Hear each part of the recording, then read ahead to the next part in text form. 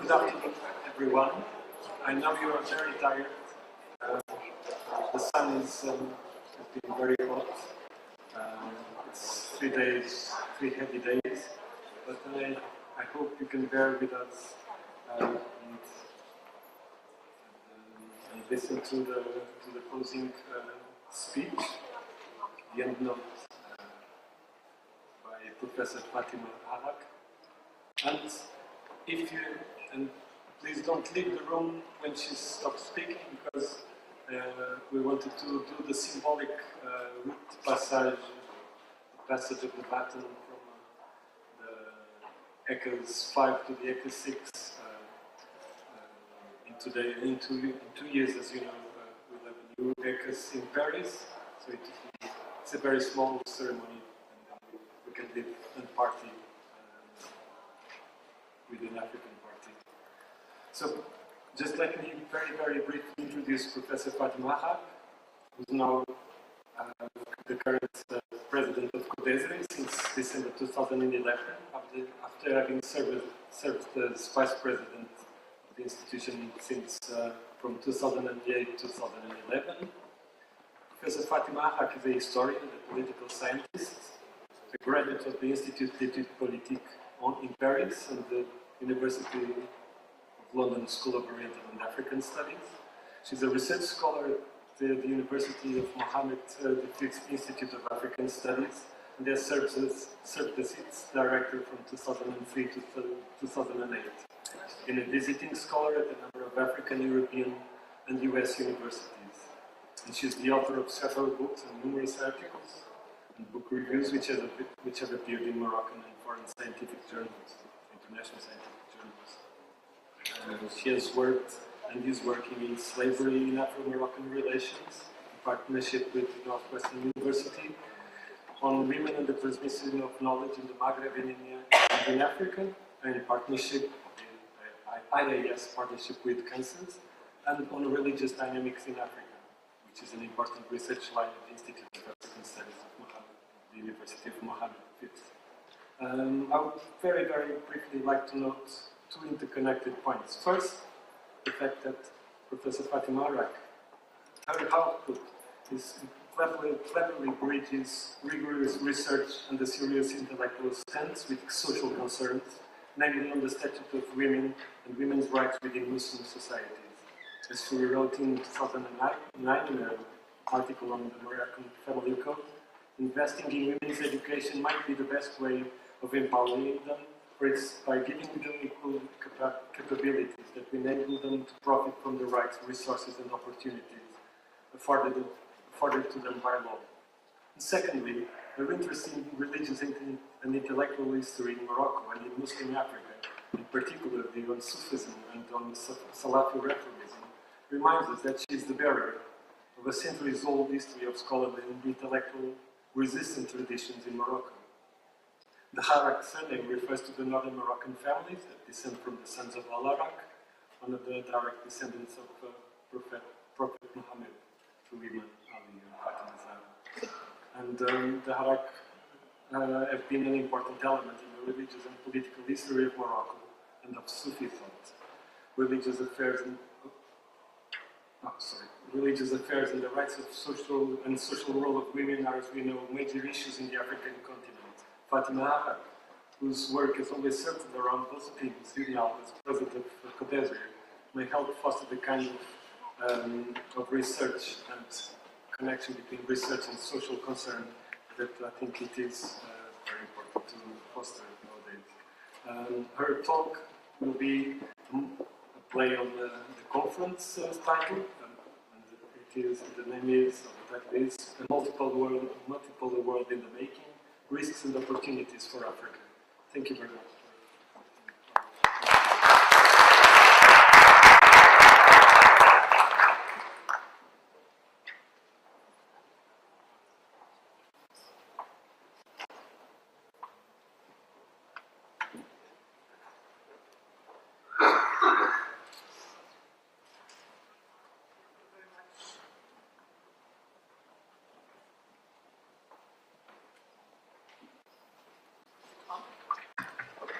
Thank you very much for this kind introduction, which you brought even the family as a testimony. I'm very happy to be here. I'm honored to, in my personal name and in the name of Codeslia, to be given this opportunity to address this assembly of illustrious scholars and researchers at the end of this fifth session of the European Conference on African Studies. It has been the occasion to reconnect with some old friends and make new friends during this, successful, I think, meeting. I will be brief. I know we are at the end of our meetings, and you are all tired. So in my brief presentation, I will ask three questions.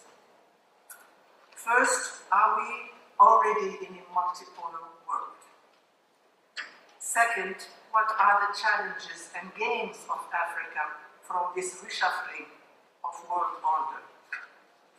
Third, what role for the human and social scientists in this rapidly changing world?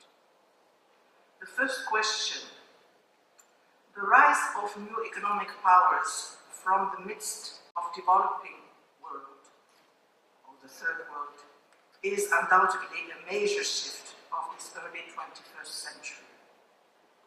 Global economic governance and international relations have just begun to sense the impact of such a shift. However, there are characteristics of any potential new international order remain unclear until now. Multipolar or not multipolar? I think that's my first question. It was, as we all know, Jim O'Neill, then leading analyst in Goldman Sachs, who devised the acronym BRICS. At the time, the S was small s. It will become a big S when South Africa will join in. So the acronym was devised by Jim O'Neill in an article he wrote in 2001, which he entitled "The World Needs Better Economic BRICS." The acronym, of course, referred to the emerging economies of Brazil, Russia, India, and China, which he recommended as the economic future of the world economy. That's the quote.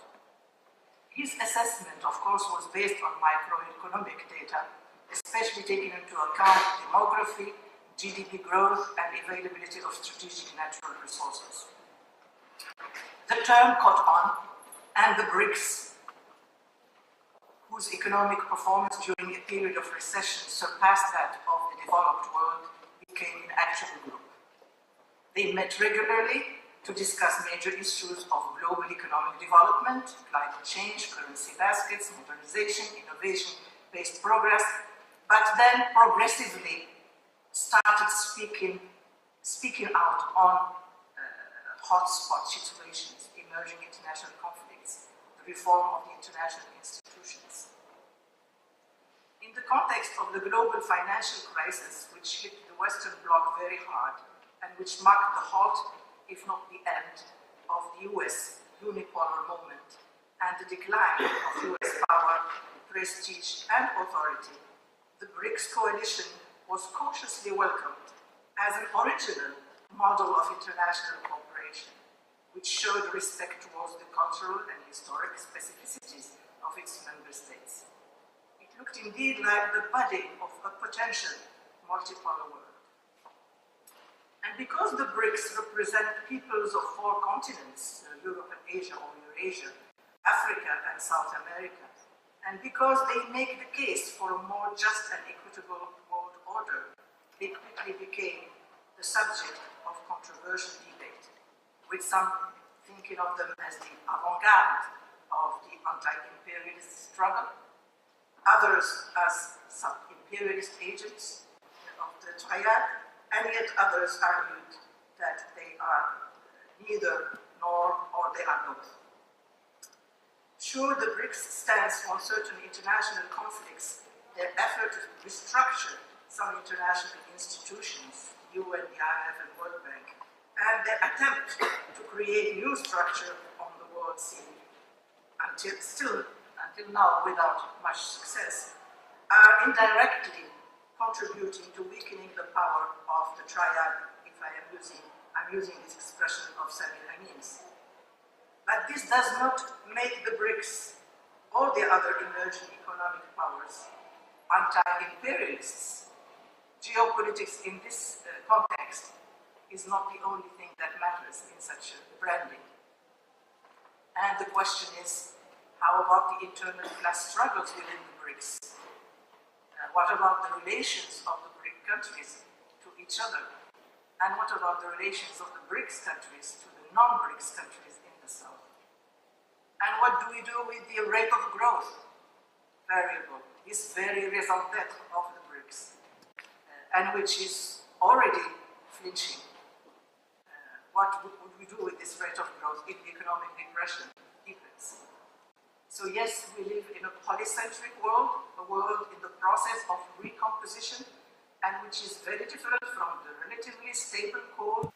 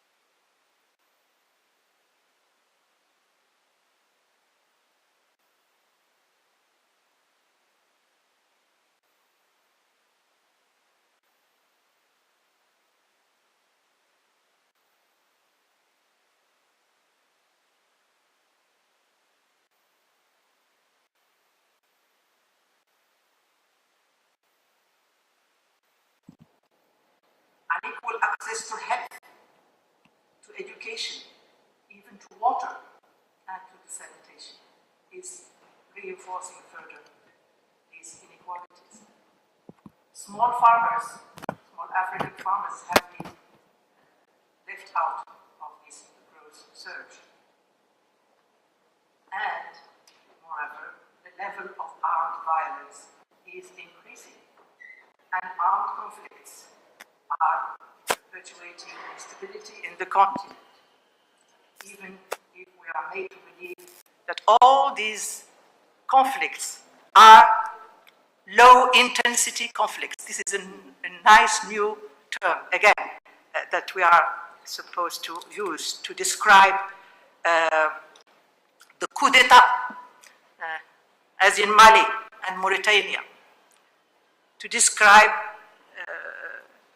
terrorism, as in Somalia and Mali, to describe separatism, as in Sudan or Somalia again, or to describe what is referred to as conflicts related to the control of natural resources. That's beautiful. That's for DRC.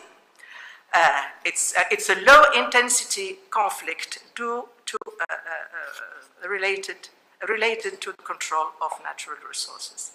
So it seems that Africa is in for a new round of dismembering, while we were hoping that we would be doing rather remembering of Africa and bringing together of the continent. I think we are in for another round of dismembering of the continent. So the celebration of Africa Rising is not complete if we do not celebrate at the same time growth and the quality of growth. And it is no surprise that the widespread and fast-moving wave of youth protests that has swept the world since 2011 started from Africa. It was in Tunisia, Ifriqiya. This is the country that gave its name to Africa, that the first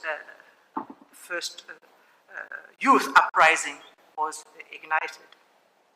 And remember, if you still remember, just before that, Tunisia was presented as an example of successful economic performance. Ben Ali was, the example to follow. Egypt came next, then Morocco, Libya, Senegal. So these uprisings, immediately baptized as Arab, and Spring, of course, turned out to be not only African, but as we will see, as we see every day, worldwide, just like the World Wide Web. Our colleague Alcinda has brilliantly described the dynamics of the phenomenal youth protest, which is taking the lead of social protests and social movements in Africa and around the world. These social uprisings, which are rapidly spreading, including in countries considered as emerging economic powers, are denouncing the unjust political and economic systems seen as serving vested interests at the expense of the public interest. All these movements have in common a shared anger over inequalities, which they see as unjust, a shared concern over youth unemployment, a shared frustration with corrupt and unresponsive governments, and a shared yearning for dignity. So it's not about economics, it's about justice and equity. Whether we look at this wave of global social protest, which started in Africa, I remind you, whether we look at them as a fallout from the global financial crisis, or as a continuation of the 1968 movement, like our colleague Wallerstein thinks, or as a corollary of the ICT revolution, the protesters who are gathering in the Liberation Square, Tahrir Square of Egypt, whose name is being given to other squares around the world, seem to have tapped into a deep reservoir of global public anger over an unjust and inequitable world system, a system dogged in serving the interest of the few to the detriment of the majority, best symbolized in the 1% versus the 99%. So what role for the social scientist? This outburst and rapid proliferation of social movements around the world is a sort of wake-up call to the social scientist. Not only the social scientist expert who must come out with quick fixes for the policymakers, whether they listen to it or not, but it's not of that social scientist that we need today. During the structural adjustment period in Africa, Codesria found itself obliged to do a lot of quick fixing. But of course, the quick fixing doesn't answer all the questions that are being asked. So what we need really are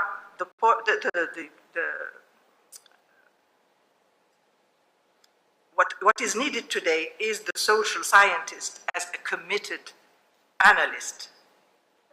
I would not use another term for obvious reasons, but I think the ethical imperatives of the committed social scientist is to participate actively in the making of a more just and equitable society.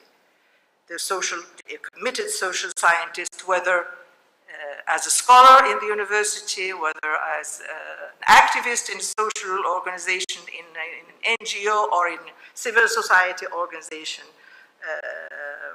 is needed more than ever in this period of our human history, where radical changes are occurring.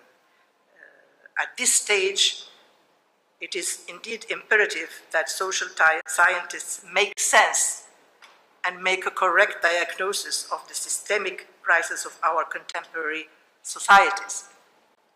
In this effort, the contribution of all is needed.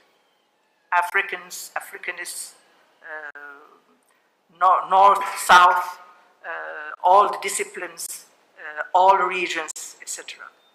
The social scientists of the 21st century, as Wallerstein said, should focus on a unified understanding of the dynamics of human history. The causes of the crisis are global, and the solution should also be global. The collaborative networks and the holistic approach might entail a lot of problems, which were probably, some of which were addressed during this conference in some panels. But it might entail also the elaboration of a new language and new concepts. But this work is already underway. Isn't that the direction that the debates started some time ago by world scholars such as Bourdieu and the Portuguese Boaventura de Souza, Amartya Sen, Wallerstein, Anibal Quijano in Peru, Samir Amin, Mahmoud Mamdani, and many others.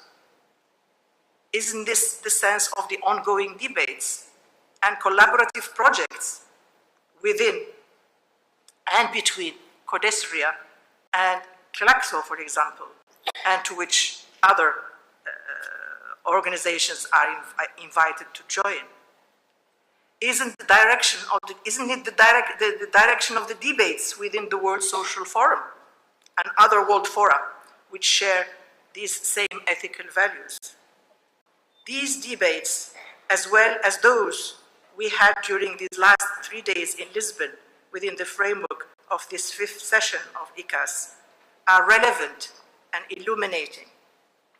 They all contribute towards the imagination of a new paradigm of a sustainable, inclusive, and harmonious civilization for tomorrow. Thank you very much.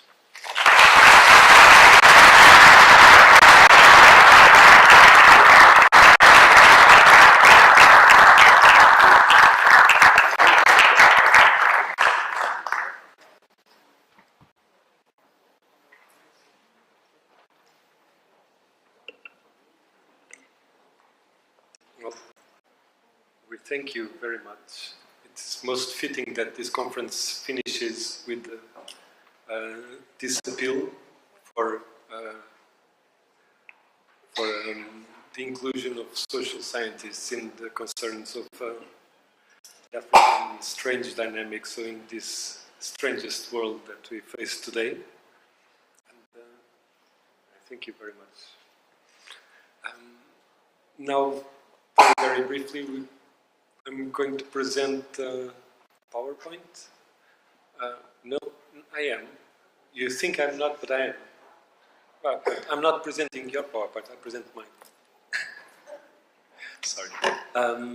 Just a brief PowerPoint to highlight the numbers of the conference. It is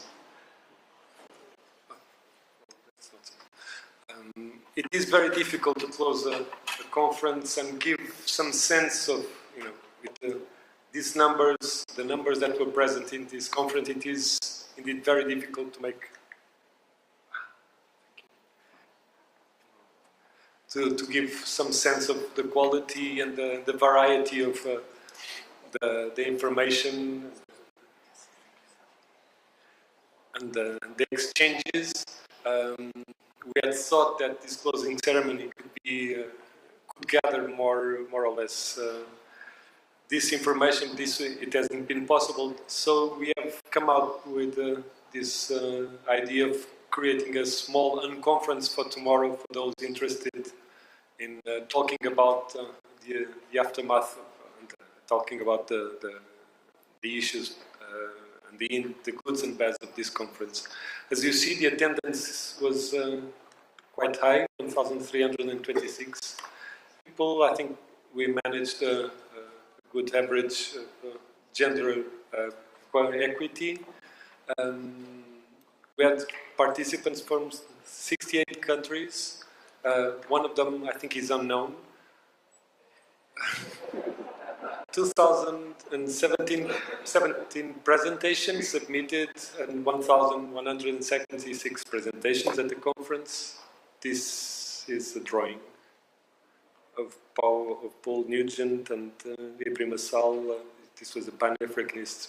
Well, I don't know who put this in the general information. We had 23 publishers, 11 roundtables, 12 meetings, 2 workshops, 50 movies, 174 panels, 12 book launches, 54 volunteers, and 2 conference organizers.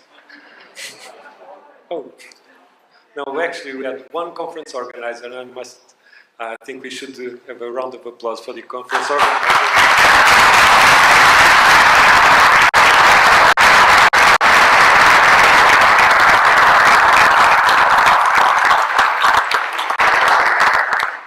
And because Ed Clara listened to my suggestions, we'd be talking about Magritte today, or in these 3 past days, and talking about ophidology, meaning that my idea for the theme of the conference was Ceci n'est pas l'Afrique, or things like the rainbow snake, which would be much less interesting to talk about than African dynamics in a multipolar world. This is Carlos Lopez, and this is a small resume of the number of the countries that the participants coming from different countries. We had a good Portuguese representation, which is good given the financial crisis. Yes. The United Kingdom, I don't know. We had 1 from the United Kingdom. I think there's a mistake here. No. 195, I think, because we have a very old alliance with Britain, we managed to get 195 crusaders from there. And I think France is also...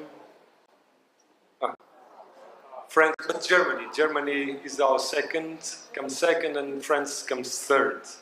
I think I spotted, yes, there's the unknown in the end, you see. After Zimbabwe, we have one known person, someone coming from an unknown country. Maybe it's me. And this is the team, I think that's also you.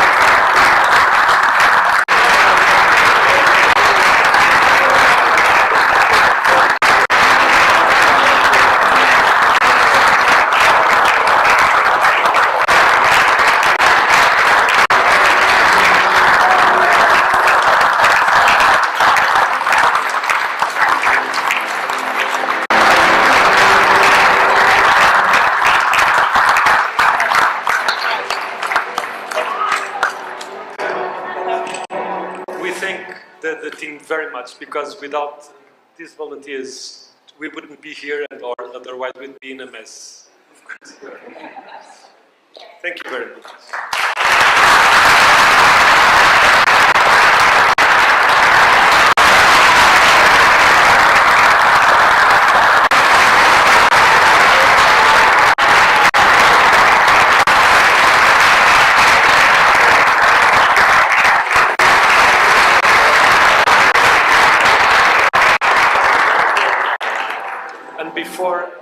Before we leave, there's two things.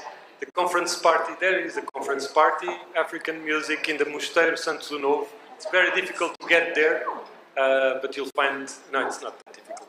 It's the metro station in Santa Apollonia, then you walk, you don't forget walking the northern, through the north, with the, north of the train line to the convent. And this is, we managed to get the sun out, but we didn't manage to get the strike going during the 3 days of the conference. So we had to play it during the whole time. Thank you all. See you in Paris in 2015.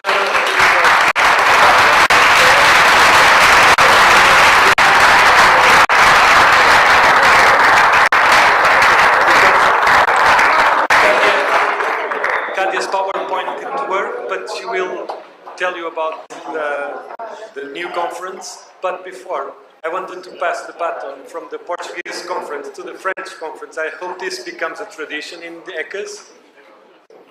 This is the Portuguese one.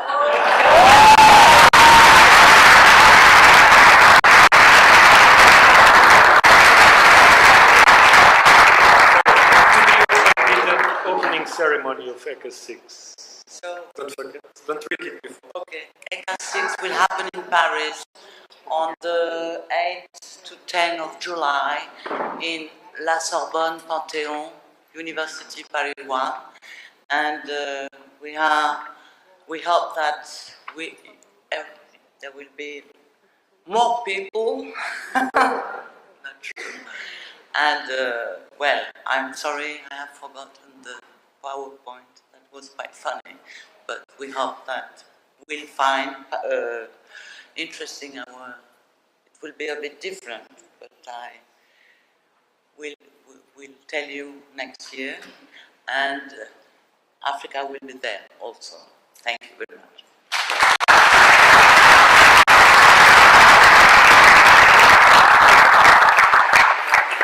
And now to the party at no Mosteiro Santo Novo. You can also find all these indications in page 21st of the conference book. See you in person.